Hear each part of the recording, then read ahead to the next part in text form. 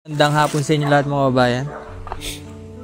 So ngayon po ay bibisitahin naman natin si Nanay Elsa at si Tatay Danilo. Malapit na naman po mag-Christmas. Ibig sabihin ay meron po tayong mga ihahatid na tulong para po sa kanila na galing po sa ating sponsor na si Ma'am Betty. So nakakatuwa lang kasi every year ay merong binibigay si Ma'am Betty na ganitong tulong po na pang Christmas gift. Kaya malaking tulong po ito sa mga tinutulungan natin at sabay na rin po natin yung diaper ni Tatay. Ayan. Tatay Danilo. Bigat.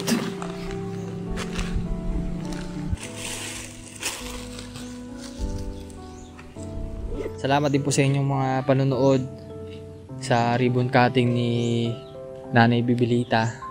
At natapos na nga po yung pabahay natin doon. At isang kababayan na naman po natin ang nabigyan ng ganong regalo. Ayan. So tara po.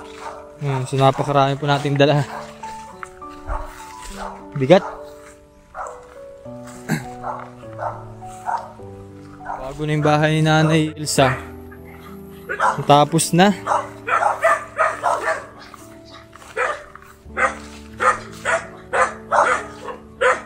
Tao po.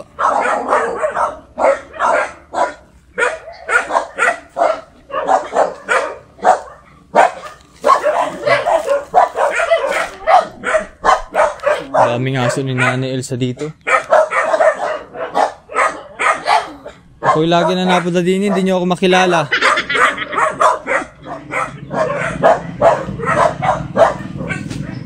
Ang ganda nangyari no. Ang ganda nangyari ng bahay mo. Ha? Payari. Napakalaki pala ng iyong sala. Sala rin ay. Napakalaki na ho, ano? Oh. Payari, oh. Ano ba pong gagawin? Kawayan ang ilalagay. Meron kaming dalang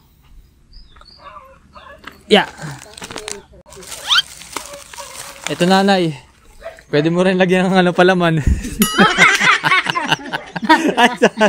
Hindi ba? Tawa siya Nanay doon ay. O Nanay, may solar ka. Ha? Oh. Ako'y lagi na napunta dito, nagagalit pa rin kayo sa akin. Ha? Maganda na yung ganitong style ng sala ni Nanay Elsa. Kahit paano hindi na sila maulan nandito. At matatabunan na rin tong side nito. Ayan. So kaya naman napagawa ito ni Nanay Elsa ay may mga kahoy daw siyang mga nakatenga. Nanay? Saan po galing yung mga kahoy nyo na yan? Doon sa lote ng Abada, ipinagbili na yun ng may kanya. Kaya tinangkas ni Toto yung mga kahoy. Sayang naman. Binigay na lang po sa inyo. Ay, may paggagamitan sana dyan. Eh ngayon, hinihintay niya yung bigyan siya ng malaki-laking pera. At magpapagawa siya dyan. Hindi na natuloy. So, binigay. Pwede ko namang gamitin. Sa madaling sabi po ay binigay na lang po sa inyo yung kahoy. Oo, pwede kang gamitin. Pati po yung yero. Oo, tibay pa yung yero na yan. Kaya nga po. Sinauna yung yero na yan. Makapal pa Kakatuwa naman kasi parang alam mo ba bagong renovate ang bahay ninyo na yan po. Alam mo ba kung ilang taon ito bago pinutol? Itong kahoy na ito. 100 taon. Ito. 100 taon na? Oo, bago naputol. Ito bago naputol? Oo. Mga anong puno po yan? Di ang lalaki po niyan. Malaki talaga, 4 na tao ang ganyan. Kaysa sa sayang naman yung kahoy. Kung bibilhin mo yung kahoy na mahal yan. Ang nagastos nyo lang po yung labor. Maganda at napakinabangan din po yung kahoy at mas lalong tumibay yung bahay mo Nanay. Na? Hindi nakatulad dati na nababasa yung mga ganito. Pinipilit kong ipagawa nga niya. At bigla marating din yung kapatid ko, wala na. Puro butas-butas yung bubong. Wala, masiksikan. Ay, ko po. Ay, kamusta naman kayo din sa bukid? Ay, nagtitiis na walang ulam. Bakit walang ulam? Ay, hindi. Ay, ang dami. Binabayad ko. Kayo, wag kayong problema sa ulam. Ang daming Bakit? chicken. Ha? Nakalaan niya sa birthday ko, ha? Baka yun ay makunat na nanay pag... Hindi Halika. naman na rin tandang na ari. Siyempre, yung mga bata pa. Buti wala pong kumukuha ng mga manok dito. Hoy, nilusog nga ni ako dito ng musang. Musang. 2, 3 sunod, 4 sunod. Di kami nakapagtatay tuloy ng manok. Nabawasan na. 3. Wala po kayong kulungan yan. Wala pa nga ni. Hindi pa nakakagawa. Oo. Ayan. Ibig sabihin wala kayong ulam? Anong ulam nyo? Talong. Ang maganda at gulay. Ay, ang hirap naman kakain ng talong. Baka ako hindi na magising. Magano po? Baka hindi na ako magising sa sakit sa hanginin yun, ha? Oo.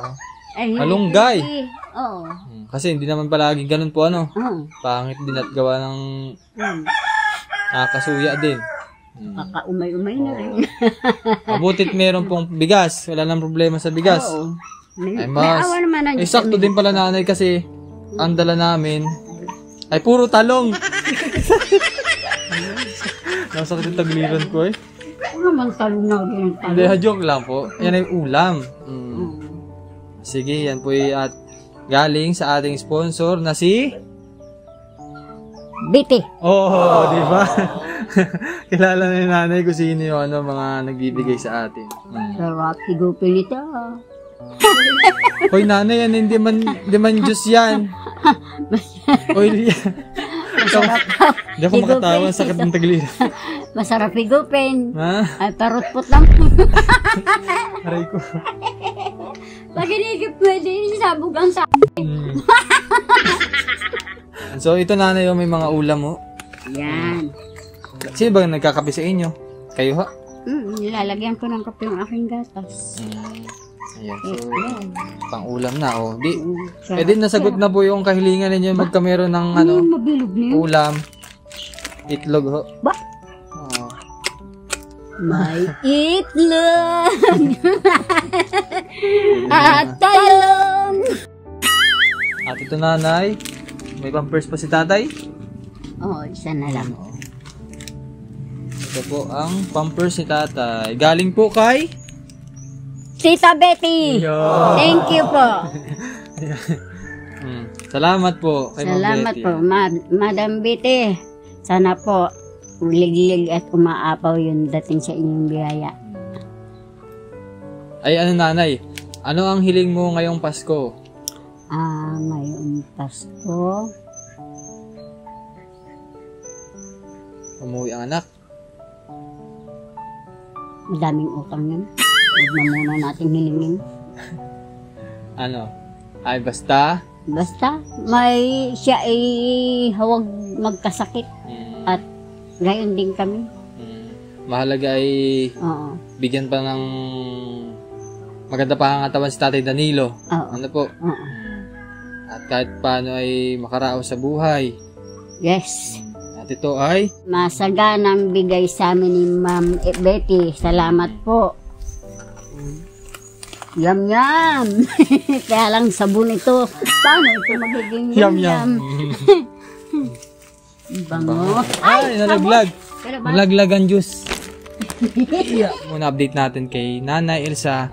Maraming salamat po muli sa ating sponsor na Salamat si po. Ma'am Betty. At ari po yung inumin ko at para mabawasan ng laman tiyang ko. May bigas pa po. Salamat po. Maraming salamat po at magandang hapon sa inyong lahat. Salamat Thank you po. Salamat po ng marami. At marami pa pong dumating sa inyong biyaya at may babahagihan na rin po ninyo ako. Salamat po. Yun po wala pong sawa ding panalangin. At kayo naman po ang laging nagbibigay sa amin. Kaya dinadagdagan ko na rin po ng panalangin na kayo idagdagan pa ng maraming biyaya. Salamat po. Thank you po.